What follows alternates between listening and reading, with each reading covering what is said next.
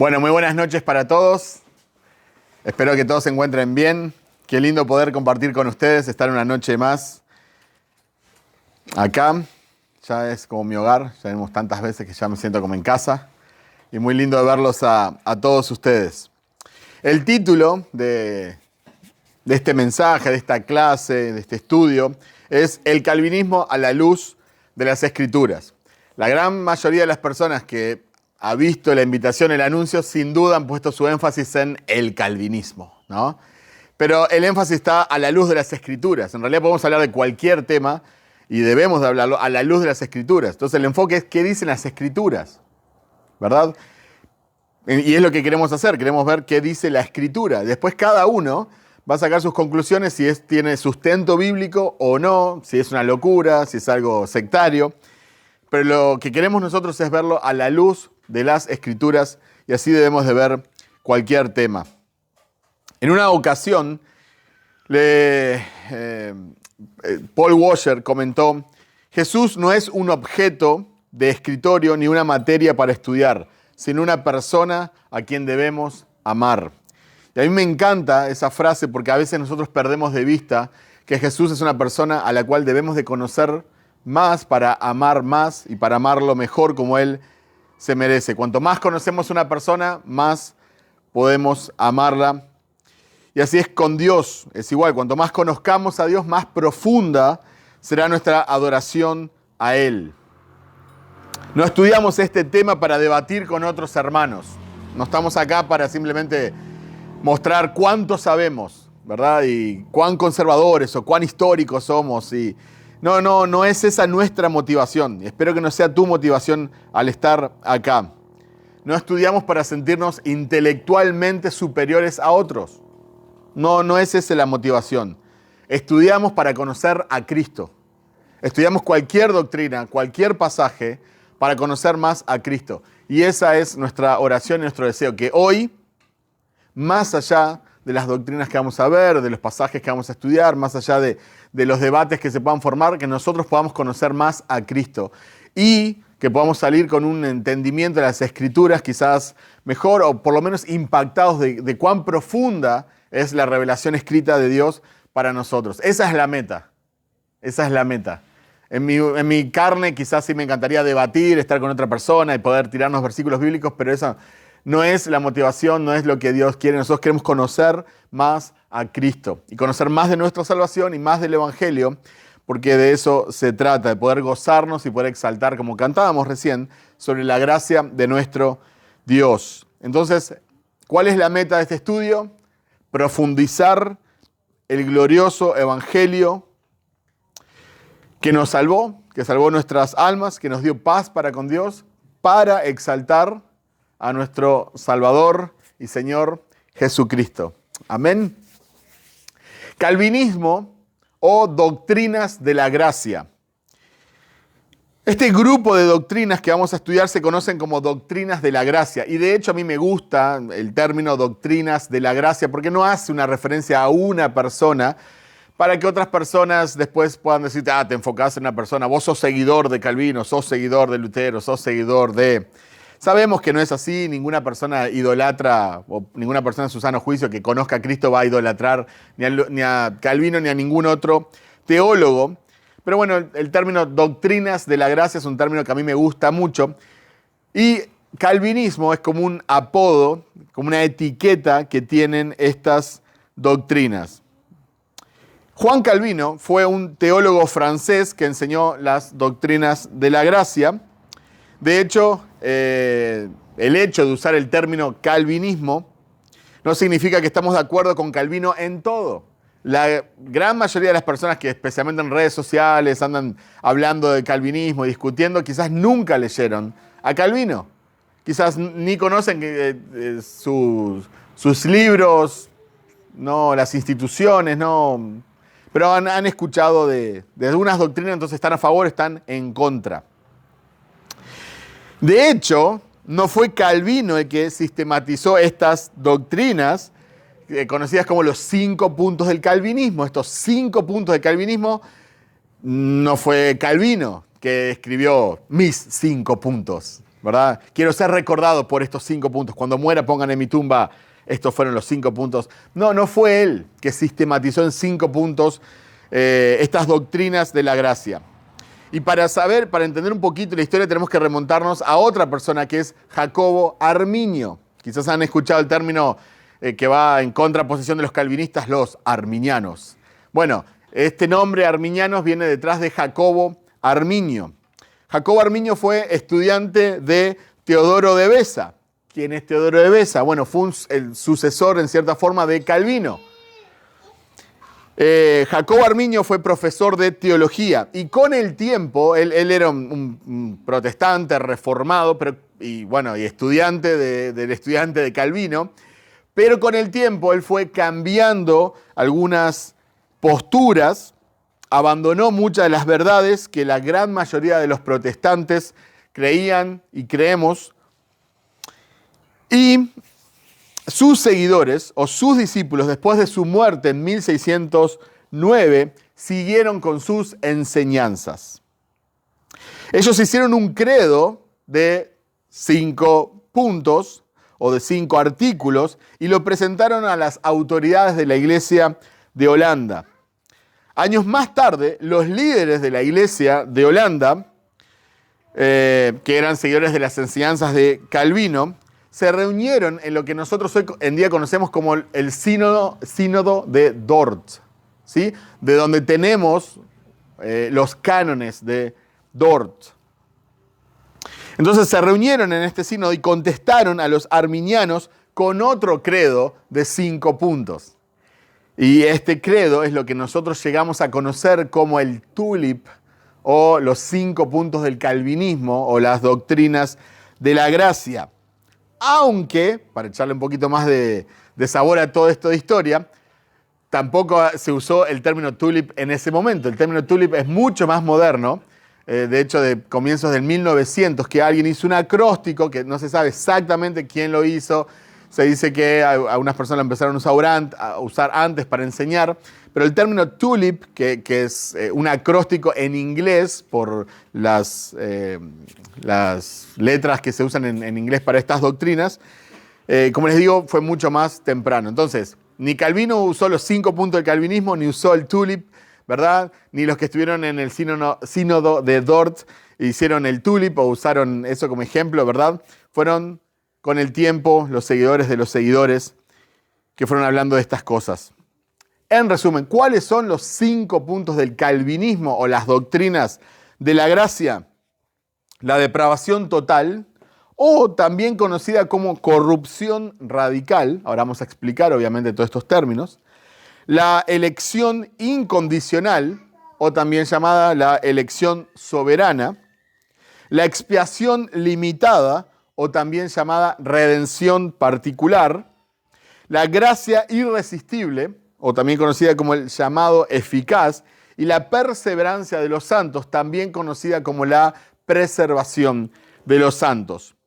Entonces, antes de meternos en estos temas soteriológicos, o sea, referentes a la salvación, hay 2 preguntas que tenemos que contestarnos que son muy importantes, y quizás acá se resume toda la teología y son las preguntas más importantes que te podés hacer como persona y como cristiano. ¿Es Dios completamente santo? Y no quiero que digas rápido, sí, obvio.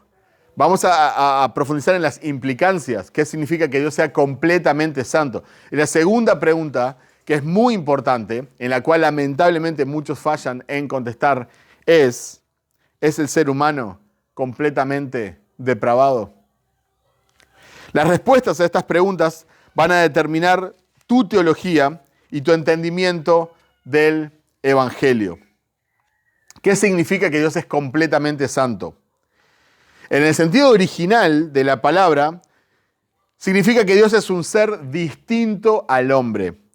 Es un ser simplemente sin comparación, no tiene comparación, no puede ser ni siquiera comparado con nosotros porque es sumamente altísimo y separado. Pero esto, que originalmente no tenía tanto que ver con lo moral de Dios, sino con cuán grande y cuán distante y cuán incomparable es Dios, obviamente llegó a tomar este sentido de que Dios es completamente apartado de toda maldad, completamente puro y sin pecado. Entonces, ¿cuán diferente es Dios a nosotros? Bueno, ese es el ejemplo que él usa, ¿verdad? Ustedes tienen pecado, tienen maldad y Él está completamente separado de nosotros. Ahora, por otro lado, ¿qué significa que el ser humano es completamente depravado? Y esta es la pregunta quizás más importante para empezar a hablar de estas doctrinas. Bueno, esta doctrina no se limita a reconocer que cometemos pecados. Obviamente que es importante, pero es mucho más profundo que simplemente decir cometemos pecados. Todos cometemos errores. No se limita a creer que somos pecadores por naturaleza, que es un poquito más profundo que simplemente cometer errores. No, reconocer que tenemos una naturaleza pecaminosa. La doctrina de la depravación total en realidad es un poco más profundo que esto y no se limita a creer que merecemos justamente ir al infierno. Todas estas cosas son verdad, pero la doctrina de la depravación total es más profunda que esto que estamos mencionando. Si le preguntase a una persona, o a la gran mayoría de las personas, si son pecadoras, casi el 100% de las personas te van a decir, sí, te van a contestar positivamente, somos pecadores. Pero, ¿cuál es el concepto que entienden las personas de pecado? ¿Entienden la magnitud de su pecado? ¿Entienden la gravedad y la profundidad de ofender a un Dios santo? ¿Les molesta quebrantar la ley de Dios? Absolutamente no. Lo sabemos. ¿Les molesta estar privados de la gloria de Dios? Para nada. Es como si le preguntas a las personas, ¿quieren ir al cielo? ¿Y quién te va a decir que no? Diría Paul Washer, lo que no quieren es encontrarse a Dios si llegan ahí. La depravación total es la creencia de que la naturaleza humana está completamente corrompida por el pecado. Lo voy a repetir una vez más. La depravación total es la creencia, la doctrina, la enseñanza de que toda la naturaleza humana está completamente corrompida por el pecado. Por eso un sobrenombre para la depravación total es la corrupción radical, porque toca cada una de las áreas de nuestra vida. Por lo cual, por ende, el ser humano es incapaz de salvarse a sí mismo sin la gracia divina. Ahora, todos reconocen que somos pecadores, todos saben, o la gran mayoría va a decir, sí, merecemos ir al infierno, sí, tenemos una naturaleza pecaminosa, pero acá es donde empezamos a dividir conceptos. No todas las personas van a estar de acuerdo con esto que acabo de decir. Lo voy a repetir una vez más. Por lo cual, el ser humano es incapaz de salvarse a sí mismo sin la gracia divina. Porque no solo no puede acercarse a Dios, tampoco desea acercarse a Dios. Sproul dijo, la depravación total significa que el pecado ha afectado todas las áreas del ser humano, dejándonos incapaces de buscar a Dios o salvarnos a nosotros mismos sin la intervención divina de su gracia. Entonces, la depravación total no significa que la gente sea esclava de todo pecado conocido. No significa que una persona que no conoce a Cristo y es totalmente depravada, no significa que va a practicar absolutamente todos los pecados conocidos. No significa eso.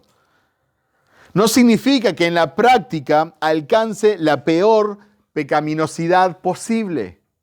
Ningún ser humano, por más malo que haya sido, alcanzó la máxima expresión de pecaminosidad. No significa eso. No significa que esta persona esté privada de conciencia. No significa que no pueda funcionar útilmente como un miembro de la sociedad. No significa eso. No significa que no pueda complacer a otros seres humanos. O no significa que no pueda controlar sus apetitos carnales. Que no pueda hacer cosas decentes. No significa que todo lo que hace es indecente. No significa eso.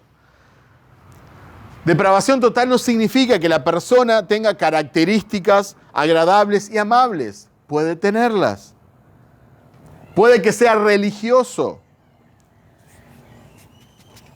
No significa que no pueda imitar la vida cristiana. El ser humano completamente depravado puede hacer cosas buenas. Y este es un mal entendimiento que existe a veces respecto al tema. El ser humano completamente depravado puede hacer cosas buenas.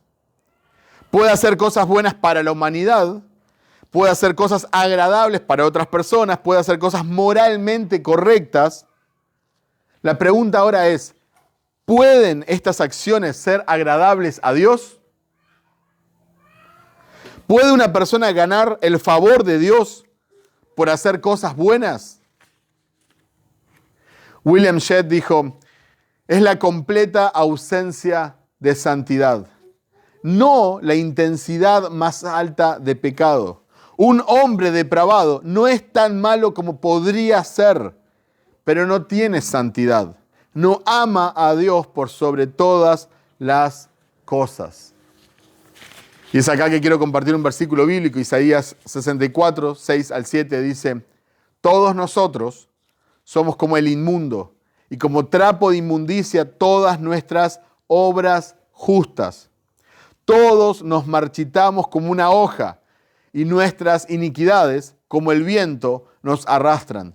Y no hay quien invoque tu nombre, quien se despierte para agarrarse de ti, porque has escondido tu rostro de nosotros y nos has entregado el poder de nuestras iniquidades.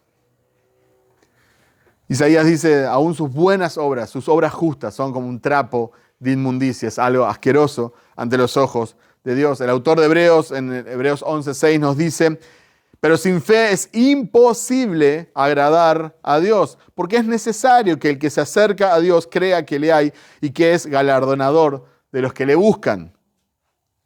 Entonces la pregunta que ahora deberíamos de hacernos es, ¿cuál es la motivación de alguien malo para hacer cosas buenas? ¿Cuál es la motivación de un corazón sin Cristo, un corazón natural, para hacer cosas buenas? Bueno, la gente hace cosas buenas a veces para ser exaltados por la sociedad, para librarse de castigos o de consecuencias negativas, para obtener beneficios de otras personas, para calmar nuestra conciencia que nos acusa, para calmar nuestros corazones inquietos y algunos incluso para ganarse el favor de Dios. Timothy Keller dijo, debemos de arrepentirnos aún de las cosas buenas que hemos hecho con la motivación de ganarnos el favor de Dios. La motivación detrás de cada buena obra no es el amor a Dios, sino el amor a uno mismo. Nosotros naturalmente queremos vivir independientemente de Dios y así constituirnos dioses para nosotros mismos. Romanos 3:23 dice, pues todos han pecado y están privados de la gloria de Dios, destituidos de la gloria de Dios, sin acceso a la gloria de Dios. Y el ser humano, como dijimos, no solo que no tiene acceso a Dios, sino que no desea tener acceso a Dios.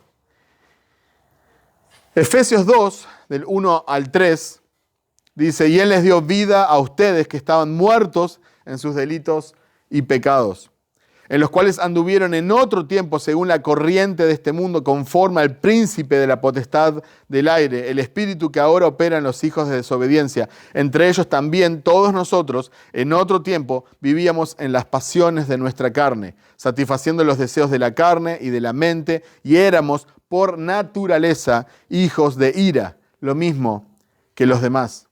Este es un pasaje con el cual están familiarizados, lo hemos estudiado, sé que lo han predicado, pero vean las características que tiene una persona natural, o sea, una persona sin Cristo, una persona antes de convertirse a Cristo.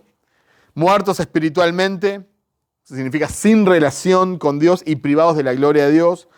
En delitos y pecados, o sea que somos delincuentes y pecadores, siguiendo la corriente de este mundo, somos amigos de este sistema de valores que son contrarios a la palabra de Dios, somos enemigos de la palabra de Dios, siguiendo a Satanás, por ende somos obedientes a Satanás y somos desobedientes a Dios, siguiendo los deseos de nuestra carne, nuestra propia naturaleza pecaminosa, y éramos naturalmente objetos de la furia del Señor. Esta es la descripción que Pablo hace de una persona antes de Cristo, antes de ser regenerada, antes de nacer de nuevo. Pregunto, una persona con estas características, ¿qué porcentaje tiene bueno o no tan malo para escoger a Dios?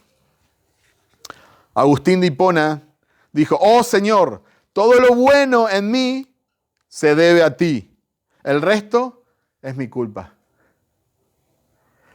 Todo lo bueno en mí se debe a ti. El resto es mi culpa.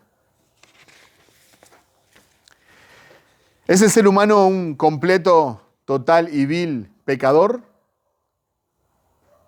¿Está completamente apartado de Dios y desprovisto de toda esperanza? ¿Hay algo, por mínimo que sea, que podamos hacer para obtener la salvación? ¿Puede existir en el ser humano algún mínimo deseo de acercarse a Dios? ¿Puede una persona tener un poco de iniciativa a la hora de acercarse a Dios? Si contestaste alguna de estas preguntas, aunque sea mentalmente, de forma positiva, vas a tener una visión errada de tu pecaminosidad y de la gracia de Dios, y por ende de la salvación. ¿Qué nos dice la Biblia respecto a la condición del ser humano no regenerado frente al Evangelio? Juan 14:17 dice: es decir, el Espíritu de verdad, a quien el mundo no puede recibir, porque ni lo ve ni lo conoce, pero ustedes sí lo conocen, porque mora en ustedes y estará en ustedes.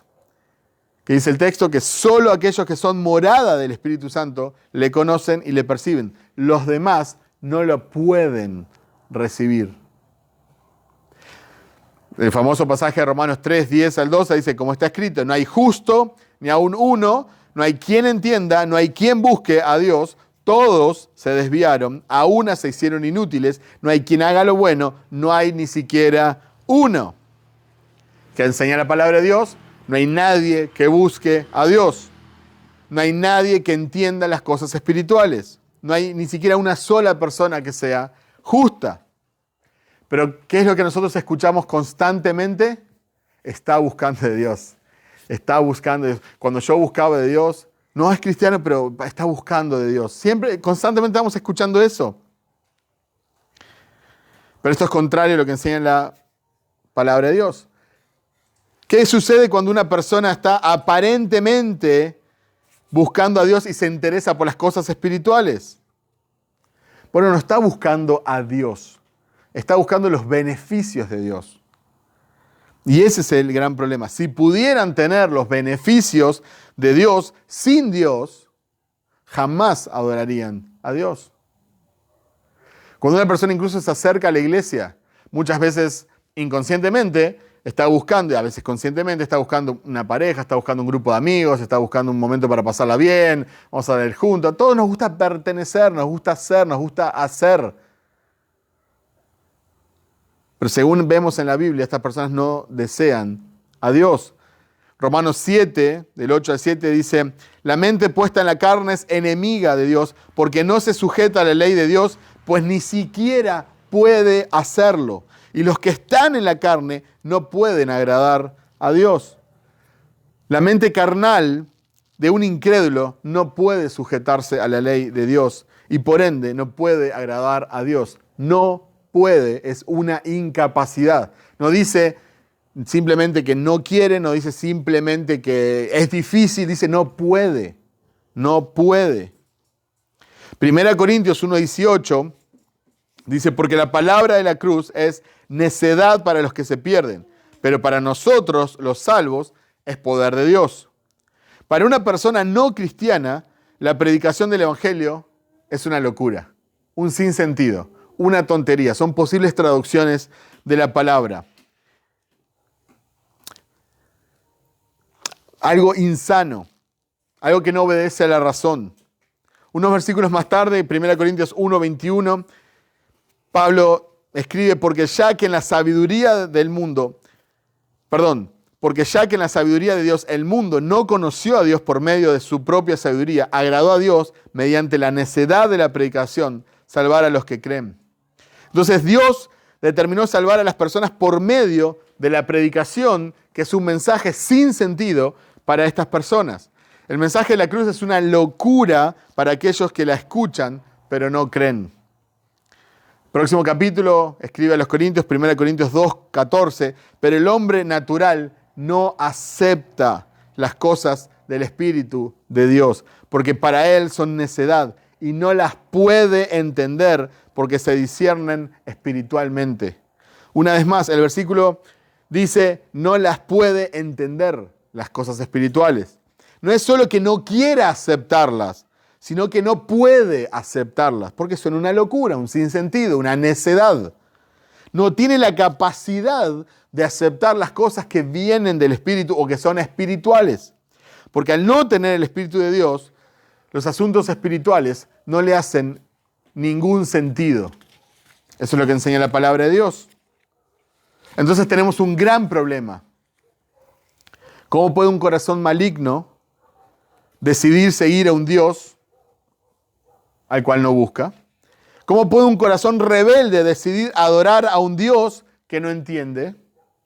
¿Cómo pueden creer en un mensaje que para ellos es una locura? ¿Cómo el ser humano completamente depravado puede dentro de él nacer el deseo de ser salvo? ¿Cómo puede cambiar su condición natural frente a Dios? ¿Cómo el hombre obtiene la salvación? ¿Qué debe pasar para que alguien sin deseo por Dios comience a desearlo? Ya podríamos preguntarnos, ¿es el hombre responsable frente al Dios soberano? Por supuesto que sí. Claro que sí. Pero tiene el corazón equivocado. Por lo cual nunca va a escoger a Dios por sí mismo. Su incapacidad de elegir a Dios radica en que no quiere escoger a Dios. No es un problema intelectual, es un problema espiritual, es un problema moral. No quiere acercarse a la luz para que sus malas obras sean descubiertas. Cada individuo es responsable frente a Dios por su condición. Cada persona que sea condenada en el infierno estará ahí por su propia elección. Pero cada persona que está en el cielo sabrá que está ahí porque Dios intervino, porque Dios tuvo que hacer algo, porque Dios tuvo que cambiar algo, porque Dios lo rescató de su propio duro y mal corazón. Nuestro evangelismo es muy defectuoso, porque no entendemos la terrible condición de los pecadores. No somos conscientes de cuán perdidas están las personas que no tienen a Cristo. Si entendiéramos la condición natural del ser humano, quedaríamos rendidos frente a Dios por la enorme gracia que tuvo en nosotros. Y también caeríamos rendidos ante Dios, clamando por las almas que aún no lo conocen. Necesitamos un Dios soberano que destruya nuestra terquedad y cautive nuestro corazón. Lo voy a decir una vez más. Necesitamos un Dios soberano que destruya nuestra terquedad y cautive nuestro corazón. Si absolutamente nadie va a escoger a Dios por sus propios medios, por su propio deseo, entonces, necesariamente, Dios tiene que tomar la iniciativa y Dios tiene que intervenir. Entonces, ahora que vimos que somos completamente depravados, totalmente reprobados, radicalmente corruptos, entonces necesariamente tenemos que pasar a otra doctrina llamada la elección incondicional. La salvación de nuestras almas depende de la elección incondicional de Dios. Y me gustaría que me acompañen a Juan. Vamos a caminar por Juan, vamos a ver algunos versículos en el Evangelio de Juan, comenzando en el capítulo 1.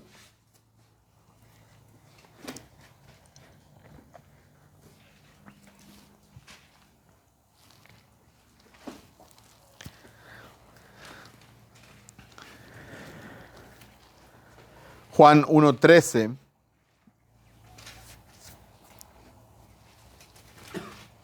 Dice, que no nacieron de sangre, ni de la voluntad de la carne, ni de la voluntad del hombre, sino de Dios. 5:21.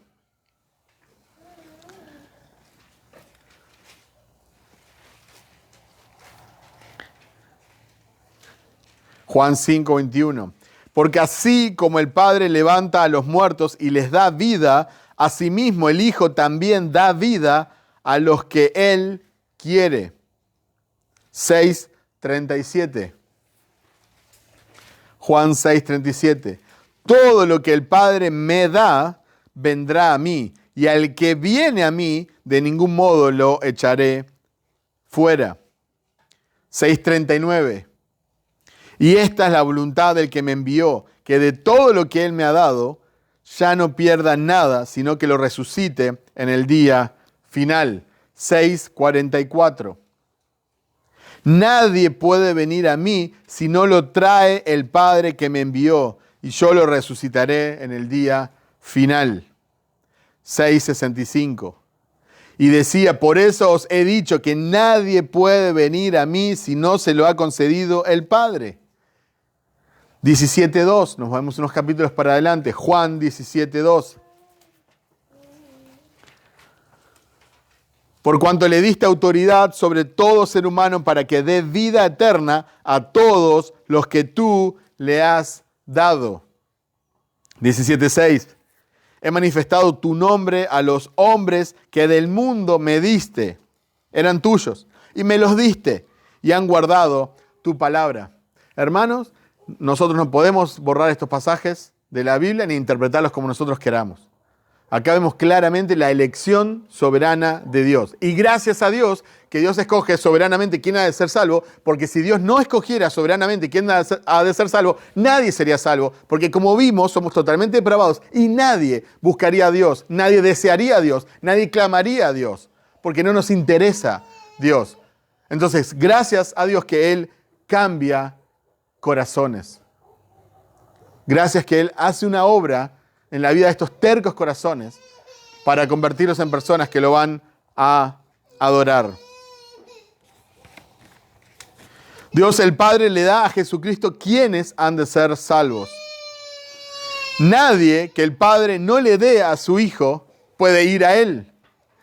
Y existe una incapacidad del ser humano de acercarse a Dios por sí mismo sin la actuación de Dios. Esto queda claro en estos versículos. Ahora nos vamos a Efesios, capítulo 1.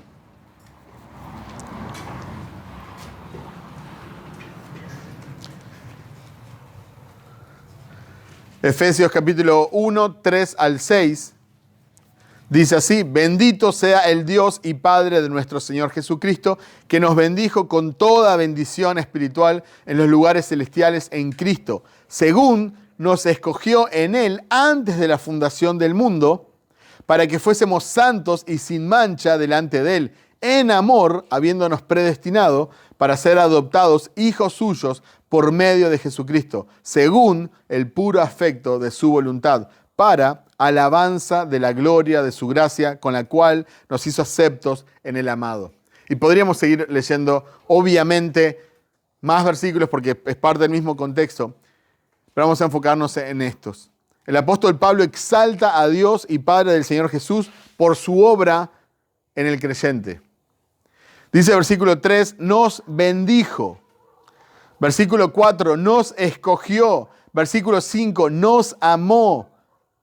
En el 5 también dice, nos predestinó. En el 6 dice, nos aceptó. Si seguimos leyendo, en el 7 dice, nos redimió y nos perdonó. En el 8 dice, nos llenó de gracia. Y así podríamos seguir. Y esto no se aplica solamente a la iglesia como en general. Dios escogió a la iglesia en Cristo. No, Dios me perdonó a mí, Dios me redimió a mí, Dios me amó a mí. Fui objeto de su amor cuando era y merecía ser objeto de su ira. No podemos explicar, esto es para la iglesia. Sí, eso significa que somos muchas personas entonces escogidas. Si seguimos viendo las características de la obra de Dios en nuestras vidas, vemos que nos bendijo con toda bendición espiritual en Cristo, versículo 3. Nos escogió antes de la fundación del mundo, versículo 4. Según el puro afecto de su voluntad, versículo 5. En el versículo 6, 12, 14, dice que es para alabanza de su gloria. Según la riqueza de su gracia, en el 7, en el 9 dice, según su beneplácito, según el designio de su voluntad, versículo 11, conforme a su propósito, también en el 11. Dios escoge soberanamente según el beneplácito de su voluntad. Por eso tenemos versículos como Hechos 13:48 que dice, oyendo esto los gentiles se regocijaban y glorificaban la palabra del Señor y creyeron cuantos estaban ordenados para vida eterna. ¿Quiénes creyeron? Los que estaban ordenados para vida eterna. Por si fuera poco, hay otros pasajes donde se enseña claramente que Dios nos escogió para salvación, como 2 Tesalonicenses 2:13. Pero nosotros debemos dar siempre gracias a Dios respecto a vosotros, hermanos amados por el Señor, de que Dios os haya escogido desde el principio para salvación. Pablo le escribe a los tesalonicenses y dice, yo doy gracias a Dios que Dios los escogió para salvación. No es los escogió para ministerio, los escogió para un propósito, no, los escogió para salvación. Ahora una pregunta válida que podemos hacernos, que puede surgir es, bueno, si Dios tiene el poder para cambiar corazones y transformar rebeldes, depravados en hijos que lo adoran, ¿por qué Dios no salva a todos? ¿Por qué Dios no escoge a todos? ¿Es válida la pregunta? Bueno, sencillamente, no es tan sencillo para nuestras mentes, pero es porque esta es la forma que más gloria le da a Dios.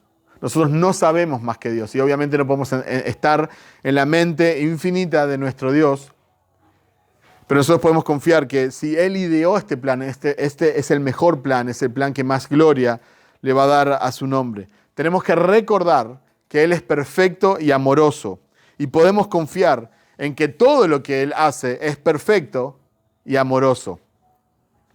Uno de los pasajes más enfáticos sobre la soberanía de Dios en la salvación de las personas se encuentra en Romanos 9. Me gustaría que me acompañen. Vamos a ver unos cuantos versículos. Romanos 9, del 11 al 24.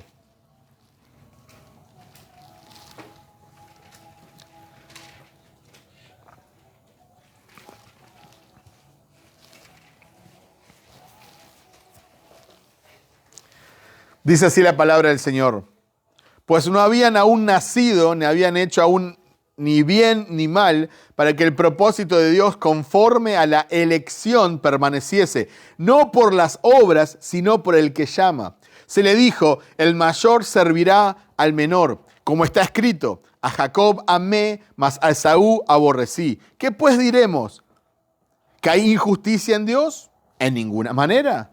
Pues a Moisés dice, tendré misericordia del que yo tenga misericordia y me compadeceré del que yo me compadezca. Así que no depende del que quiere ni del que corre, sino de Dios que tiene misericordia. Porque la Escritura dice a Faraón, para esto mismo te he levantado, para mostrar en ti mi poder y para que mi nombre sea anunciado por toda la tierra. De manera que de quien quiere tiene misericordia y al que quiere endurecer, endurece. Pero me dirás, ¿por qué pues inculpa? Porque ¿quién ha resistido a su voluntad? Mas antes, oh hombre, ¿quién eres tú para que alterques con Dios? ¿Dirá el vaso de barro al que lo formó? ¿Por qué me has hecho así? ¿O no tiene potestad el alfarero sobre el barro para hacer de la misma masa un vaso para honra y otro para deshonra?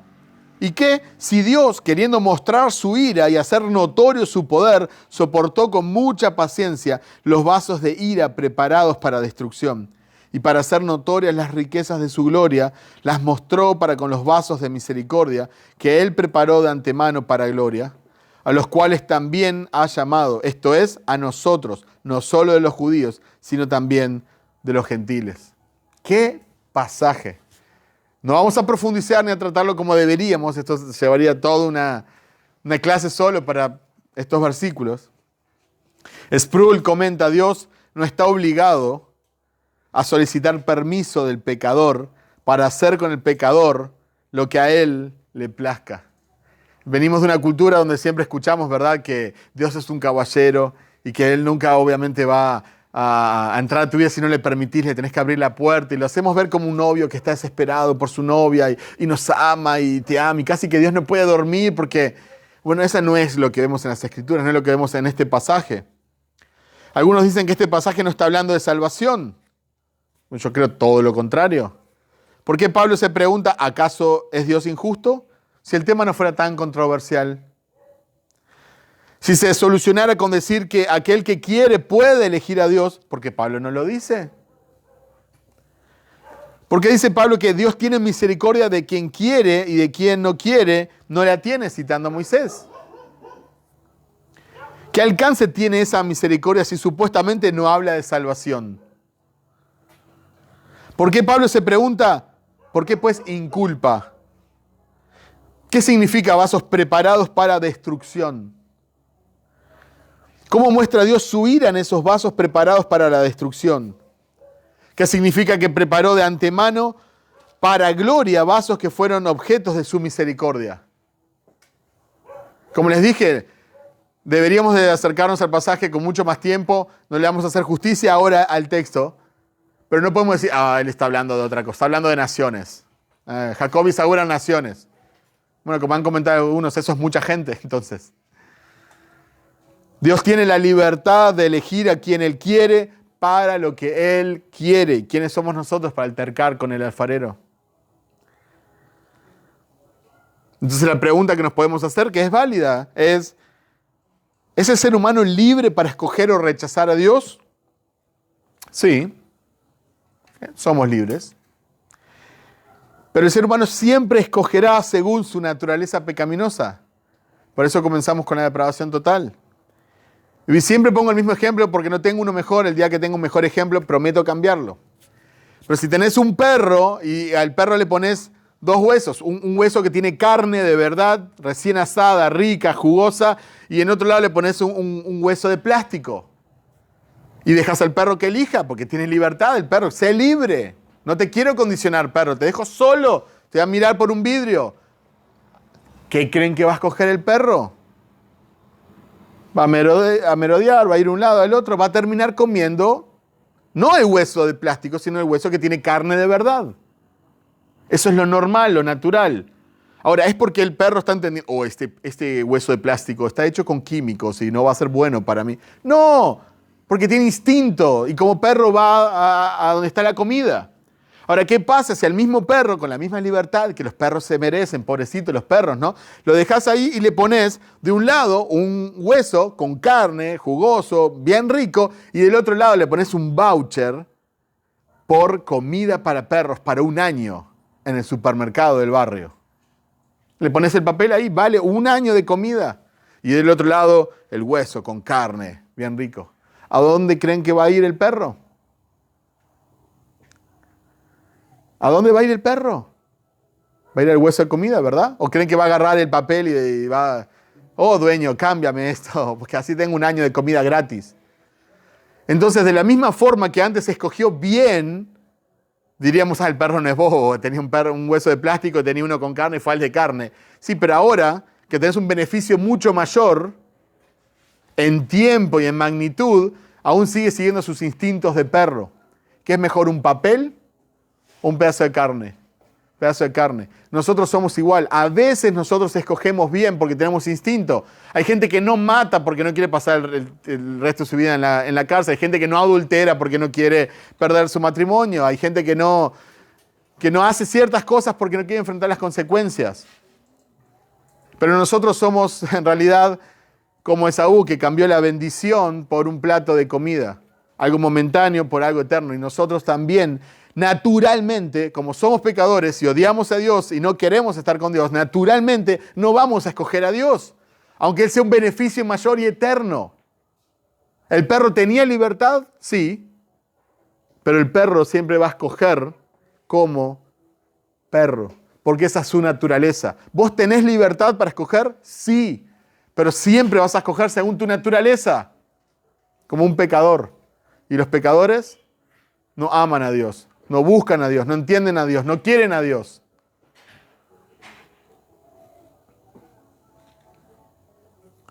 El pecador tiene libre albedrío. No es correcto decir no tenemos libre albedrío, pero siempre escogerá según su naturaleza. Siempre escogerá como un pecador. Por ende, podemos decir, el pecador nunca escogerá naturalmente a Cristo. Ahora, ¿es Dios libre de escoger a un ser humano? Sí. Y Él también escogerá según su naturaleza y según su perfecta voluntad y según su carácter. No según nuestra actuación, según nuestros méritos, según el beneplácito de su voluntad. Dios no es caprichoso, Dios es inmutable, Dios no cambia, Dios es amor, Dios es bondad. Entonces, cuando Él escoge, no entendemos todo lo que hay detrás de por qué escoge a uno sí y a uno no, pero podemos confiar es que este Dios que está escogiendo es un Dios santo, un Dios bueno, un Dios que sabe. Y que va a obrar en primera instancia para su gloria. Y en segunda instancia, para beneficio de aquellos de los cuales Él decidió derramar su misericordia. Los que no son escogidos soberanamente por Él reciben nada más y nada menos que la justicia de Dios. Dios no es injusto para con nadie. Él debería de mandarnos a todos al infierno. Pero en su misericordia, a estos que somos objetos de su ira, decide hacernos objetos de su amor. Entonces vimos dos doctrinas, somos totalmente depravados y Dios de un grupo grande de la humanidad, de personas completamente depravadas, Dios escoge soberanamente dónde derramar su gracia y salvar a estas personas. Entonces esto nos mueve a otra doctrina que es la expiación limitada.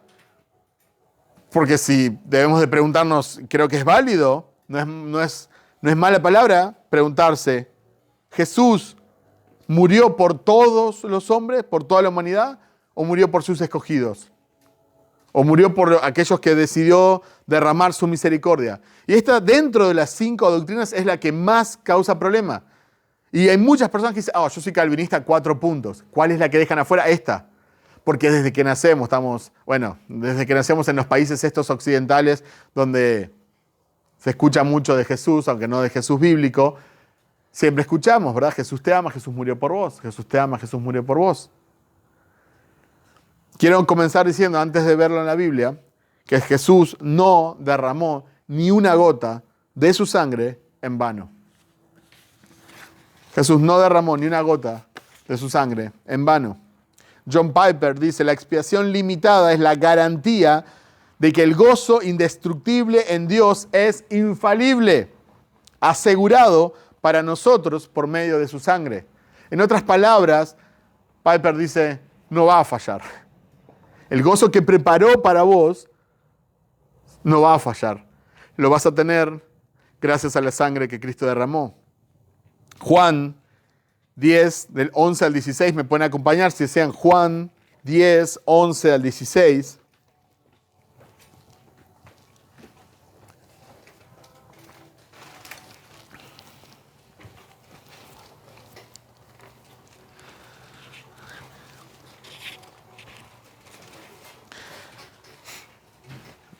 Juan 10, 11 al 16 dice, yo soy el buen pastor da su vida por las ovejas, pero el que es un asalariado y no un pastor, que no es el dueño de las ovejas, ve venir al lobo, abandona las ovejas y huye. Entonces el lobo les arrebata y las dispersa. El asalariado huye porque solo trabaja por el pago y no le importan las ovejas.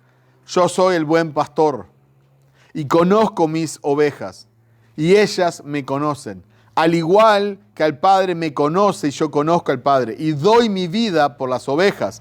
Tengo otras ovejas que no son de este redil, a esas también yo debo traerlas, y oirán mi voz, y serán un rebaño con un solo pastor. La pregunta es, según el texto, ¿por quién dio su vida el gran pastor? Por sus ovejas. Él va a traer a sus ovejas, y esas ovejas que van a escuchar la voz del buen pastor, y las va a traer, se va a hacer. Romanos 8, 31 al 32 dice, el que no escatimó a su propio Hijo, sino que lo entregó por todos nosotros, ¿cómo no nos dará también con él todas las cosas? ¿Quién acusará a los escogidos de Dios? Entonces, ¿por quién se entregó Jesús? Por nosotros. ¿Quiénes nosotros en este contexto? Sus escogidos. Efesios 5:25 dice, maridos, amen a sus mujeres, así como Cristo amó a la iglesia y se dio él mismo por ella. ¿Por quién se entregó Cristo? Por su iglesia. Esta doctrina, como dije, es conocida como la expiación limitada o expiación particular, redención particular. Es la muerte de Jesucristo hace que la salvación sea posible para todo ser humano. La muerte de Cristo hace que la salvación sea posible, potencialmente posible, para todo ser humano. Nosotros podemos predicar confiadamente el Evangelio a toda persona. Podemos y debemos predicar el Evangelio a toda persona. Una persona puede clamar a Cristo por salvación y Cristo de ningún modo la va a echar afuera. Eso está en Juan 6:37. Si una persona clama a Cristo, nunca nadie le va a poder decir, oh no, Cristo no murió por vos. Ah, qué lástima. Ninguna persona que venga a Cristo, Cristo la va a echar afuera. Bueno, ¿qué debe pasar para que una persona venga a Cristo? Ya lo vimos. La muerte de Jesucristo hace realidad la salvación y Cristo la muerte de Jesucristo hace realidad la salvación de cada persona que pone su fe en Él. Si una persona pone su fe en Cristo, se hace real esa salvación. Pero al mismo tiempo podemos estar seguros de que Cristo no murió por una posibilidad, que es lo que nos han mal enseñado por mucho tiempo. Cristo no murió por una posibilidad, no murió por las dudas, murió por cada uno de sus escogidos, que Él escogió antes de la fundación del mundo y derramó su gracia para que esta persona exalte la gloriosa gracia del Señor. Él no derramó ni una sola gota de sangre en vano. Decir que Cristo no murió por nadie en particular, en realidad eso es limitar la expiación. Los cánones de Dort, que hoy los mencionábamos en la sección 2, artículo 8, afirman lo siguiente. Porque fue el plan enteramente libre y la voluntad e intención muy bondadosa de Dios el Padre, que la efectividad vivificadora y salvadora de la costosa muerte de su Hijo se realizara en todos sus escogidos, a fin de que pudiera otorgarles la fe justificadora y así guiarlos sin falta a la salvación. En otras palabras, era la voluntad de Dios que Cristo, a través de la sangre de la cruz, mediante la cual confirmó el nuevo pacto, redimiera efectivamente de cada pueblo, tribu, nación y lengua a todos aquellos y solo aquellos que fueron elegidos desde la eternidad hasta la salvación. Y le fue dado por el Padre que les concediese la fe que, como los otros dones salvadores del Espíritu Santo, adquirió para ellos con su muerte, que los limpie con su sangre de todos sus pecados, tanto originales como actuales, ya sea que hayan cometido antes o después de llegar a la fe, que debería preservarlos fielmente hasta el final y que finalmente se los presentará a sí mismo un pueblo glorioso, sin mancha ni arruga. Sé que hay palabras complicadas, sé que hay expresiones difíciles, obviamente después lo pueden leer, pero esto hace siglos que quedó establecido, que se fijó, esto es lo que entendemos. Spurgeon dijo, afirmamos que Cristo murió de modo que infaliblemente aseguró la salvación de una multitud incontable, quienes a través de la muerte de Cristo no solo tienen la capacidad de ser salvos, sino que realmente son salvos, tienen que ser salvos y no pueden más que ser salvos. Amén. Ahora, en 1 Timoteo 2, 3 al 6 dice, porque esto es bueno y agradable delante de Dios, nuestro Salvador, el cual quiere que todos los hombres sean salvos y vengan al conocimiento de la verdad, porque hay un solo Dios y un solo mediador entre Dios y los hombres, Jesucristo hombre, el cual se dio a sí mismo en rescate por todos, de lo cual se dio testimonio a su debido tiempo. Entonces ahora vamos a ver, tenemos estos pasajes, te puedes encontrar y decir, bueno, ¿cómo es esto? ¿Murió Cristo por todos los hombres o solo por sus escogidos? Bueno, el pasaje básicamente enseña dos cosas.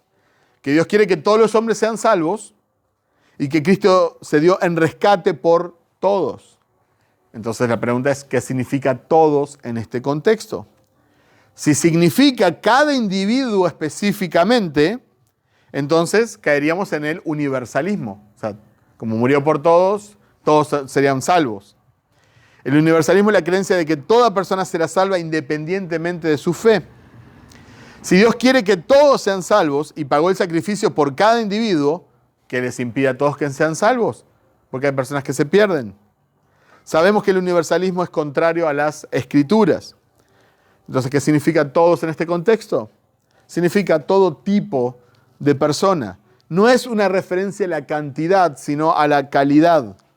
No todo individuo, sino todo tipo de individuo. Dios quiere que todo tipo de persona sea salva, esclavos, libres, reyes, artesanos, de toda lengua, tribu, nación, ricos, pobres, etc. Se dio en rescate no solo por los judíos, sino por toda persona, por todo tipo de persona. Jesús murió potencialmente por todos, pero particularmente por todos los que han de creer. Y a mí me encanta esto, porque esto hace sentido al amor de Dios. Yo puedo leer en la Biblia que Dios me amó, en amor habiéndonos predestinado. Él me amó a mí, que no merezco nada de Él. Él me amó, derramó su gracia, derramó su misericordia, me hizo objeto de su misericordia y me salvó.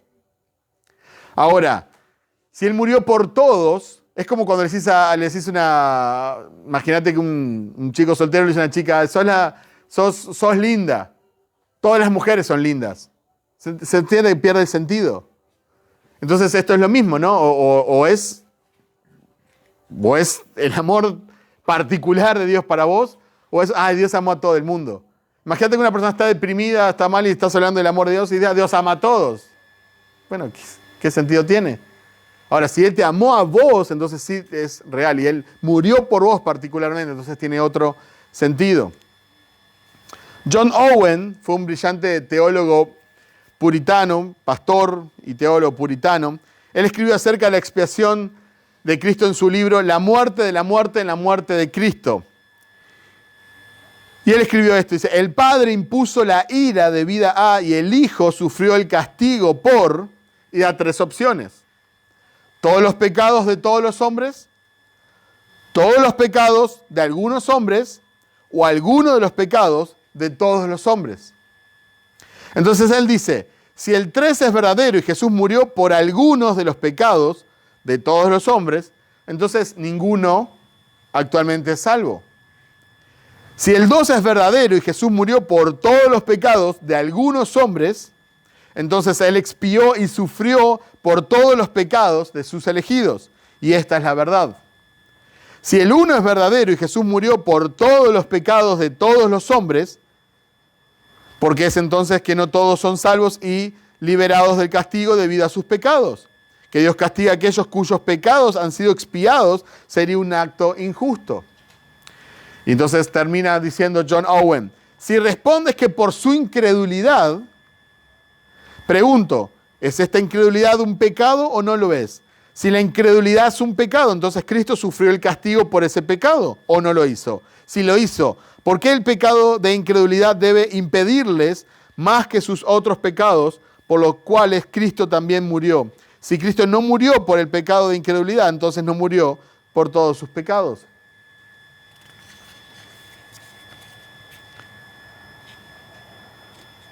Porque Dios no obra en todos los hombres para que todos sean salvos.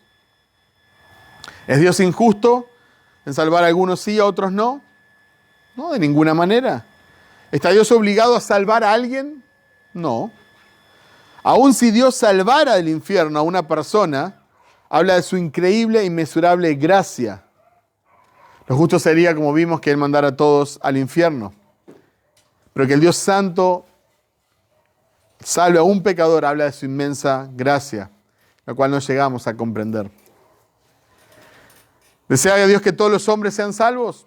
Por supuesto, lo vimos. Dios quiere que todos los hombres sean salvos. Según de Pedro 3:9 dice, el Señor no tarda en cumplir su promesa, según algunos entienden la tardanza, sino que es paciente para con vosotros, no queriendo que nadie perezca, sino que todos vengan al arrepentimiento.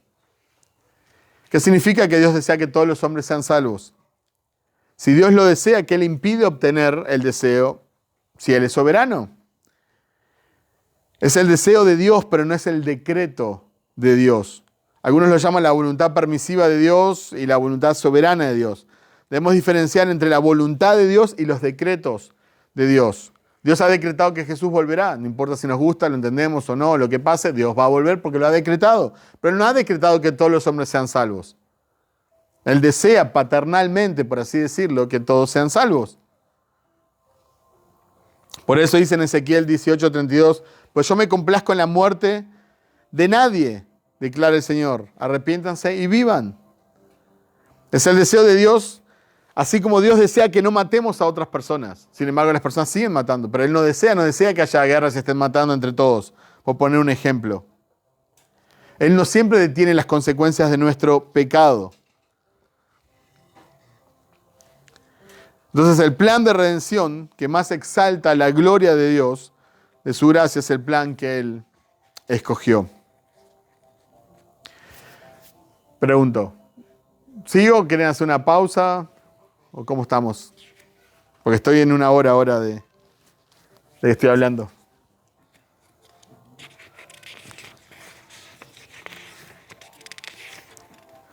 Bueno, no me queda tanto, pero... Son 5 puntos nomás, no son 10, ¿no? No, me queda un poco más. ¿También? Bueno, tenemos entonces, si seguimos haciendo la progresión, ¿verdad? Si son todos los seres humanos totalmente depravados, Dios tiene que escoger quienes han de ser salvos, y Él muere particularmente por esas personas que han de ser salvas. Entonces Dios obra en esos escogidos particularmente para que sean salvos. Y esto es lo que conocemos como la gracia irresistible o la gracia eficaz o el llamamiento eficaz. Segunda de Corintios 4, del 3 al 6, dice, y si todavía nuestro evangelio está velado, para los que se pierden está velado, en los cuales el Dios de este mundo ha cegado el entendimiento de los incrédulos, para que no vean el resplandor del evangelio de la gloria de Cristo, que es la imagen de Dios. Porque no nos predicamos a nosotros mismos, sino a Cristo como Señor, y nosotros como siervos de ustedes por amor de Jesús. Pues Dios, que dijo, de las tinieblas resplandezca la luz, es el que ha resplandecido en nuestros corazones para iluminación del conocimiento de la gloria de Dios en el rostro de Cristo. Fíjense bien lo que literalmente dice este pasaje. El evangelio está encubierto entre los perdidos. El mismo Satanás los cegó, les cegó el entendimiento, por lo cual no pueden ver la hermosura de Cristo, no pueden ver la gloria de Cristo. La luz del evangelio no les resplandece. Están privados de ella por ser espiritualmente ciegos. Solo cuando Dios interviene con su poder, hace resplandecer la luz en los corazones en tinieblas. Y cuando Dios interviene, estos pueden conocer la gloria de Dios que antes estaba velada. Cuando tus ojos son iluminados y las vendas de Satanás quitadas, ves la hermosura de la gloria de Cristo. Y voluntariamente vas a Él y abrazas el evangelio de tu salvación. Nadie te obliga. Pero si Dios no hubiera arrojado luz a tu ceguera espiritual, nunca hubieras visto cuán valioso y hermoso es Cristo. La gracia de Dios nunca falla, es eficaz y la gloria de Cristo es irresistible. Hoy vimos Efesios 2 del 1 al 3, ahora voy a ver del 4 al 9. Después de ver cómo somos y naturalmente lo pecadores que somos, dice, pero Dios. Martin Lloyd-Jones dice que en ese pero está contenido todo el evangelio. Pero Dios, que es rico en misericordia, por causa del gran amor con que nos amó, aun cuando estábamos muertos en nuestros delitos, nos dio vida juntamente con Cristo. Por gracia ustedes han sido salvados. Y con Él nos resucitó y con Él nos sentó en los lugares celestiales en Cristo Jesús, a fin de poder mostrar en los siglos venideros las sobreabundantes riquezas de su gracia por su bondad para con nosotros en Cristo Jesús. Porque por gracia ustedes han sido salvados por medio de la fe. Y esto no procede de ustedes, sino que es don de Dios, no por obras para que nadie se gloríe. Entonces nosotros, que somos totalmente depravados, pero Dios, como es Dios, misericordia, gracia, amor, bondad. Sabemos que gracia significa algo que no merecemos. No merecemos la salvación eterna de nuestra alma, no merecemos el perdón de nuestros pecados, no merecemos la comunión eterna con Dios. Y esta obra se origina en Dios, dice, no de vosotros, sino que es un don de Dios, no por obras, para que nadie tenga nada en su presencia de lo que gloriarse. No hay méritos humanos. Dijo Jonathan Edwards, no aportás nada para ser salvo, excepto lo que hizo necesaria tu salvación, tu pecado. ¿Cómo puedo gloriarme entonces frente a Dios? ¿Fue Él el que cambió mi naturaleza para que yo pudiera aceptarlo? ¿Fue Él quien me dio un nuevo corazón? ¿Fue Él quien iluminó mi entendimiento para que el mensaje de la cruz no sea una locura para mí? ¿Fue Él quien tomó la iniciativa y quien me dio la fe que Él requería? Y esto nos lleva al último punto sí, del calvinismo, o doctrina de la gracia, que es la perseverancia de los santos. Romanos 8, 28, 30 dice, y sabemos que a los que aman a Dios todas las cosas les ayudan a bien, esto es, a los que conforme a su propósito son llamados. Porque a los que antes conoció también los predestinó para que fueran hechos conforme a la imagen de su Hijo, para que Él sea el primogénito entre muchos hermanos, y a los que predestinó a estos también llamó, y a los que llamó a estos también justificó, y a los que justificó a estos también glorificó. Si pueden ver, la obra de salvación en nuestras vidas comienza con el conocimiento de Dios sobre nosotros. ¿Qué clase de conocimiento es ese? Alguna gente dice, es que Dios sabía si lo ibas a escoger o no. Bueno, eso no. Obviamente que eso no es. Es solo un conocimiento intelectual porque Dios conoce todas las cosas. Dios conoce absolutamente todo. Pero cuando la Biblia habla de conocimiento, habla de intimidad.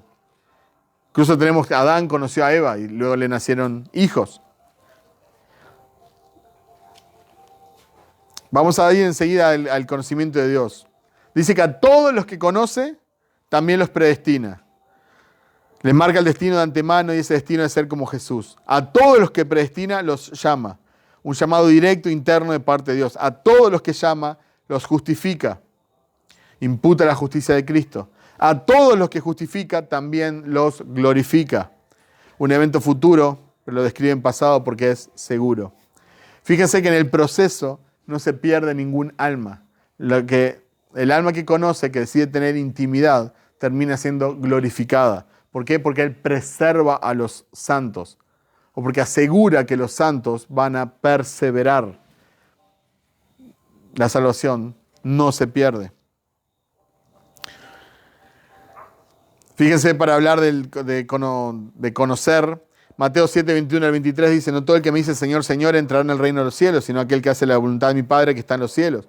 Muchos me dirán en aquel día, Señor, Señor, no profetizamos en tu nombre, en tu nombre echamos fuera demonios, en tu nombre hicimos muchos milagros. Entonces les declararé, nunca os conocí, apartados de mí, hacedores de maldad. Ahora, todos los que Él conoce terminan siendo glorificados. No algunos, todos. La glorificación es el estado final de perfección de los santos en la presencia de Dios. Pero a algunos les dirá, nunca los conocí. Entonces, no es un conocimiento intelectual que Él sabe la respuesta. Él decide tener intimidad, yo estoy en vos y vos estás en mí, y a otros no. Entonces le dice, no es que te conocí pero ya no me acuerdo, o perdiste las salvaciones, nunca te conocí. Porque a los que conoció, terminan en la glorificación. Y tenemos pasajes como Filipenses 1:6 que dice, estoy convencido precisamente de esto, que el que comenzó en ustedes la buena obra, la perfeccionará hasta el día de Cristo Jesús. O Juan 10, 28 al 30, que dice, yo les doy vida eterna y jamás perecerán y nadie las arrebatará de mi mano. Mi Padre que me las dio es mayor que todos y nadie los puede arrebatar de la mano del Padre. yo y el Padre somos uno.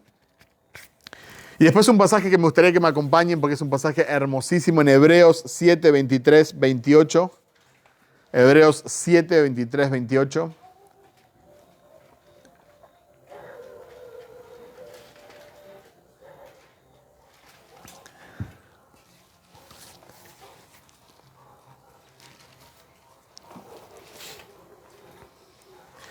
Dice así: los sacerdotes anteriores eran más numerosos porque la muerte les impedía continuar, pero Jesús conserva su sacerdocio inmutable, puesto que permanece para siempre, por lo cual Él también es poderoso para salvar para siempre a los que por medio de Él se acercan a Dios, puesto que vive perpetuamente para interceder por ellos.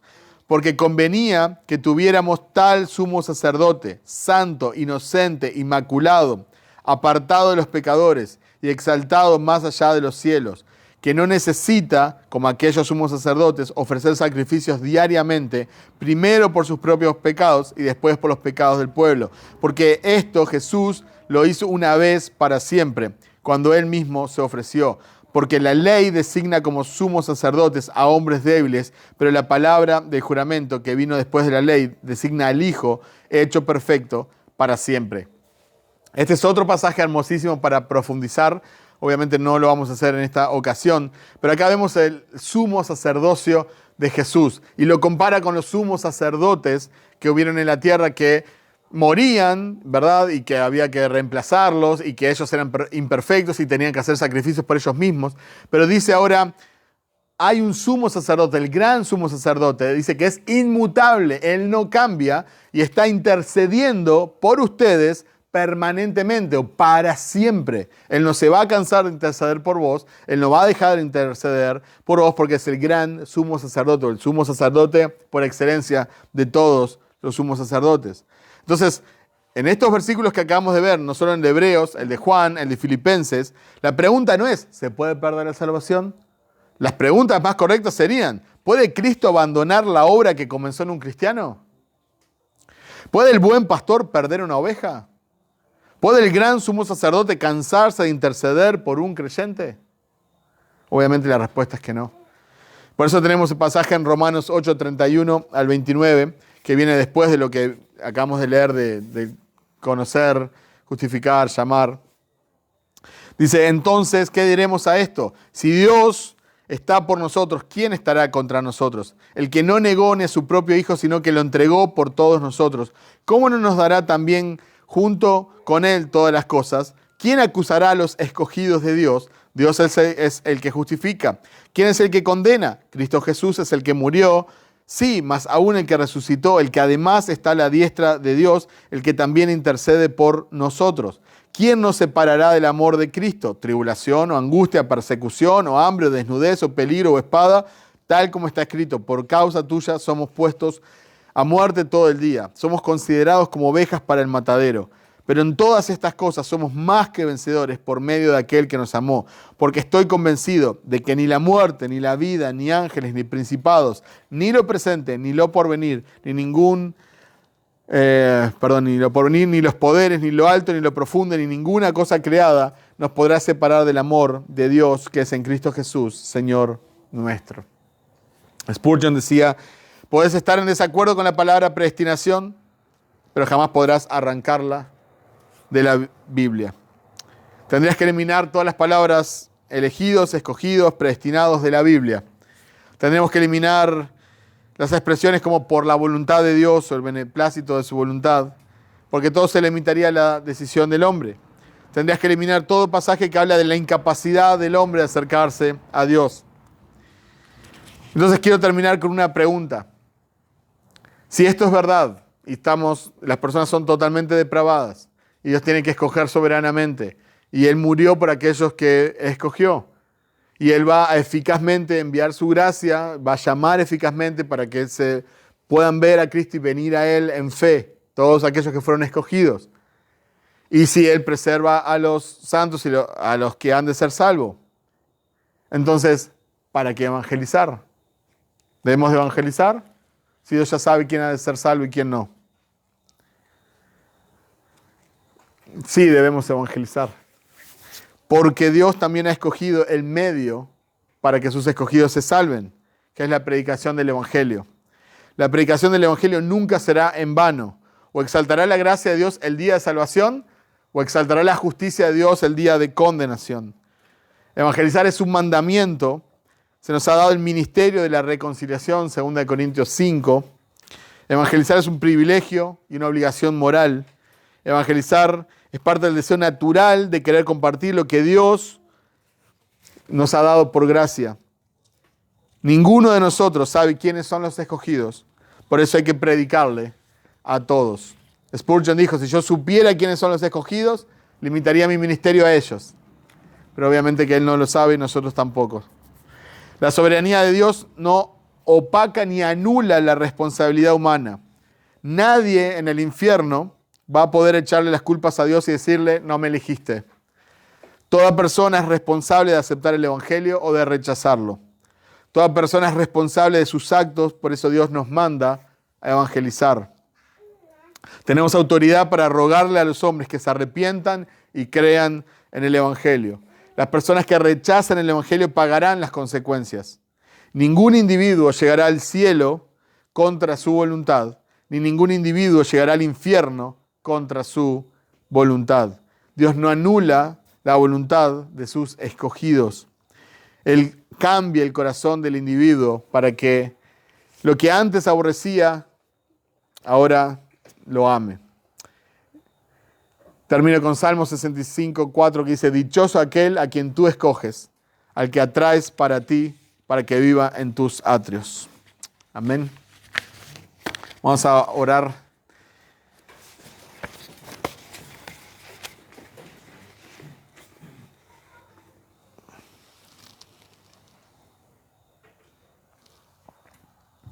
Señor, queremos darte gracias por permitirnos tener este tiempo para estudiar tu palabra.